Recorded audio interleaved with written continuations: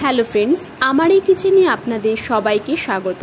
আজকের এই রেসিপিটি তৈরি করার জন্য আমি একটা ঝুড়িতে 4টে পাকা আম নিয়ে নিয়েছি। একটা বাটিতে একটা কাঁচা আম ছোট ছোট টুকরো করে কেটে নিয়েছি। এবার এটাকে ব্লেন্ডিং জারে দিয়ে দেব।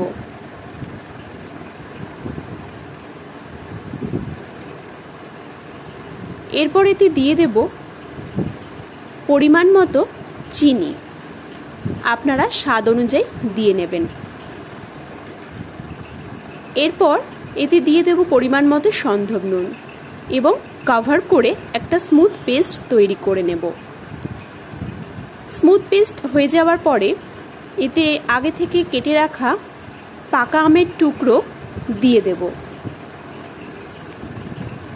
আবারও ব্লেন্ডিং জার কভার করে স্মুথ পেস্ট তৈরি করে নেব। এরপর একটা বড় পাত্রে এই পেস্ট ঢেলে দেব এবং এতে ফ্রিজে জমিয়ে রাখা বরফ জল ঢেলে দেব।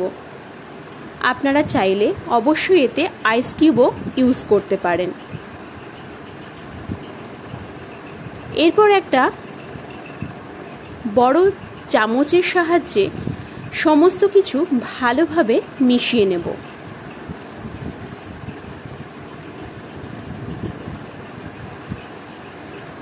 এরপর একটা গ্লাসে ঢেলে ঠান্ডা ঠান্ডা পরিবেশন করুন হোমমেড ম্যাঙ্গো ফ্রুটি। আমার আজকের রেসিপিটি যদি আপনাদের ভালো লেগে থাকে তাহলে অবশ্যই লাইক, শেয়ার এবং সাবস্ক্রাইব করার অনুরোধ রইল। ধন্যবাদ।